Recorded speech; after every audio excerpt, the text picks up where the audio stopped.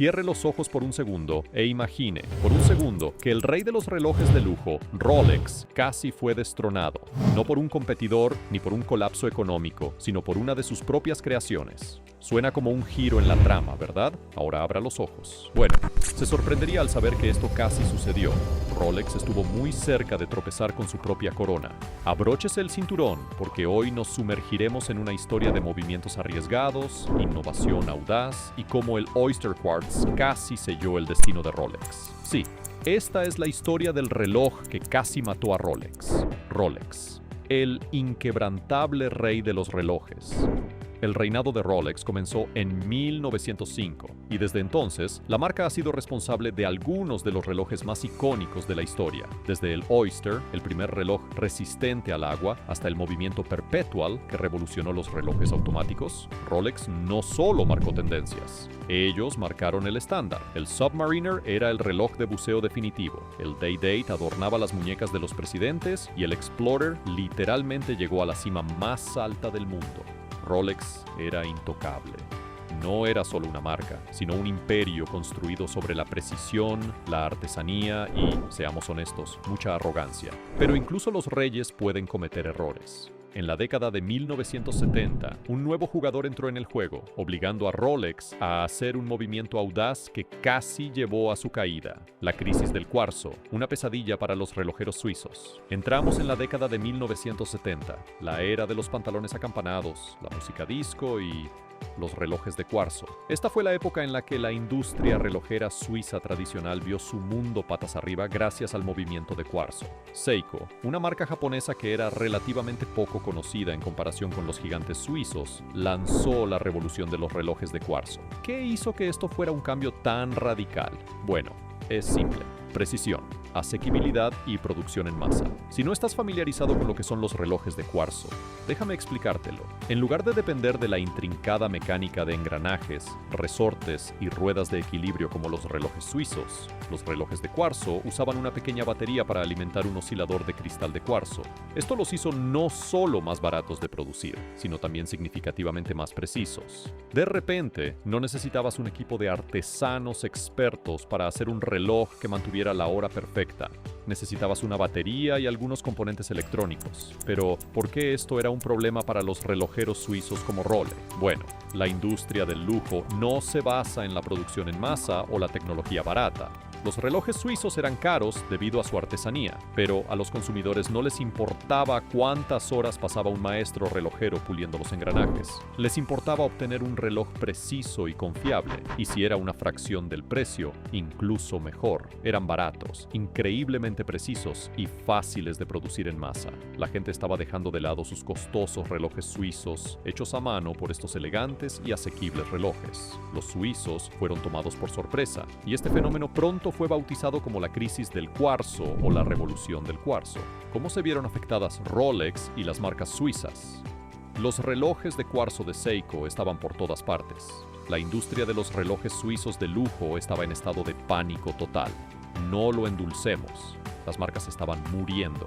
Casi 2/3 de los relojeros suizos cerraron sus puertas entre los años 1970 y 1980 porque no podían competir con la ola de relojes de cuarzo baratos y precisos. Ni siquiera Rolex, el rey de los relojes, fue inmune. Rolex había construido su reputación sobre la precisión y el prestigio, pero de repente, un Seiko de $30 podía superar a su reloj de $2,000 en términos de precisión. ¿Puede imaginar el golpe al estómago que eso supuso? En ese momento, las marcas suizas estaban tratando frenéticamente de descubrir cómo sobrevivir. Algunas se declararon en quiebra, otras se fusionaron y muchas redujeron gastos, produciendo relojes más baratos con la esperanza de seguir el ritmo de la moda del cuarzo. Marcas como Omega y Longines se vieron muy afectadas y tuvieron que tomar decisiones difíciles. La marca de fabricación suiza no tenía el mismo atractivo cuando la gente podía comprar un reloj más preciso por una fracción del precio. Pero Rolex, ¿se quedaron de brazos cruzados y dejaron que el mundo los pasara por alto? Por supuesto que no. Tenían un plan diferente. La gran apuesta. Rolex se pasa al cuarzo. Rolex no era una marca suiza cualquiera. Tenían un legado que defender y no estaban dispuestos a rendirse sin luchar. Pero, ¿Cómo se compite con algo que es a la vez más barato y más preciso? En primer lugar, Rolex aprovechó sus puntos fuertes: lujo, tradición y artesanía. Se concentraron en lo que mejor hacían: crear relojes de alta calidad, accionados mecánicamente y fabricados para durar generaciones. Pero no ignoraron el cambio en el mercado.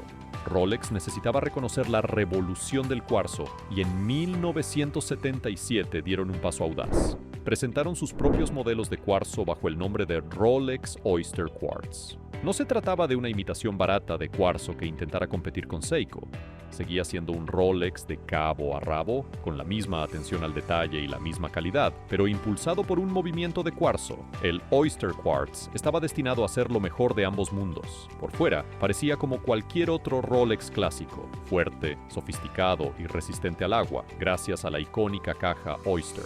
Pero por dentro tenía un corazón de cuarzo. Sí, un Rolex alimentado por batería. Puedes imaginarte cómo les fue a los puristas. La reacción: un momento, ¿ahora Rolex hace tic-tac? Hagamos una pausa aquí por un segundo. Rolex, la marca conocida por su segundero suave y giratorio, ahora ofrecía un reloj que hacía tic-tac. Para los fanáticos incondicionales de Rolex, esto era casi un sacrilegio. Rolex se construyó sobre la tradición, sobre la delicada artesanía de los movimientos mecánicos. El Oyster Quartz, aunque preciso e innovador, parecía una traición. ¿Dónde estaba el alma? ¿Dónde estaba ese latido mecánico atemporal? No eran solo los coleccionistas y entusiastas los que se mostraban escépticos. Incluso los usuarios ocasionales de relojes no estaban seguros de qué pensar al respecto. Rolex, el símbolo de la perfección mecánica, iba a ¿funcionar con baterías? Parecía un poco como si Ferrari decidiera de repente fabricar minivans. Claro, pueden ser minivans rápidas, pero vamos, eso no es lo que Ferrari hace. Los números, ¿por qué casi mató a Rolex ahora? Hablemos de números. Rolex esperaba que el Oyster Quartz fuera un éxito rotundo y, en teoría, debería haberlo sido. Estaba bien construido, tenía el mismo aspecto robusto y atractivo que sus hermanos mecánicos, y era más preciso que cualquier Rolex automático. Pero aquí está el quid de la cuestión.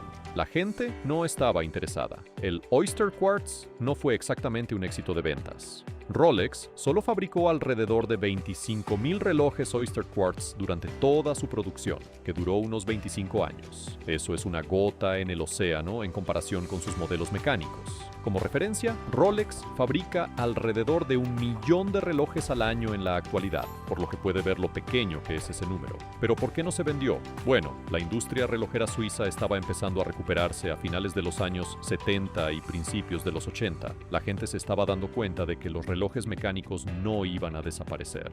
De hecho, la crisis del cuarzo hizo que la gente apreciara aún más la artesanía de los relojes mecánicos. El Oyster Quartz simplemente no tenía esa misma aura. Parecía un compromiso, un reloj atrapado entre dos mundos. Demasiado cuarzo para los amantes de la mecánica y demasiado Rolex para los fanáticos del cuarzo.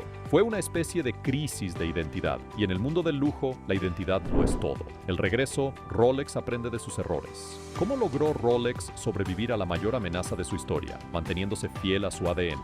Rolex no se arriesgó con el experimento del cuarzo, sino que dio un giro. Se dio cuenta de que su fortaleza no estaba en perseguir tendencias, sino en perfeccionar lo que ya hacían mejor que nadie: fabricar relojes mecánicos. A mediados de los años 80, Rolex volvió a centrarse en lo que los hacía grandes. Se apoyaron en su herencia mecánica y continuaron innovando con nuevos materiales y movimientos. El Oyster Quartz puede que no haya sido un éxito comercial, pero le enseñó a Rolex una valiosa lección: nunca hay que alejarse demasiado de las raíces.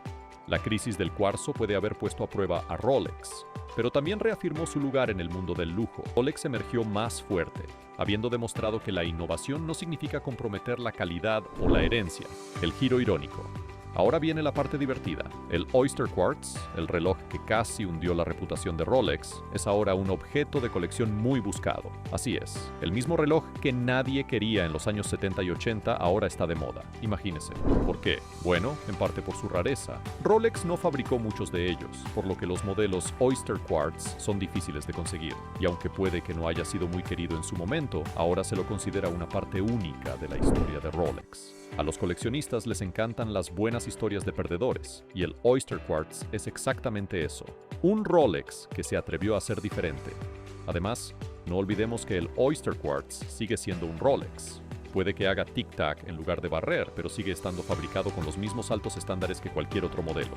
Y ahora, en un mundo que aprecia los relojes antiguos y extravagantes, el Oyster Quartz finalmente está teniendo su momento de gloria. Bueno, al menos esta historia tuvo un final feliz. Entonces, ¿qué opinas del Oyster Quartz? Cuéntamelo en los comentarios a continuación y me aseguraré de responder a cada una de las respuestas. Dale me gusta y suscríbete si te encantan los relojes elegantes. Y si no te suscribes, significa que tendré que esperar un día más para incorporarte. Permanece atento para más contenido digno de llevar en la muñeca.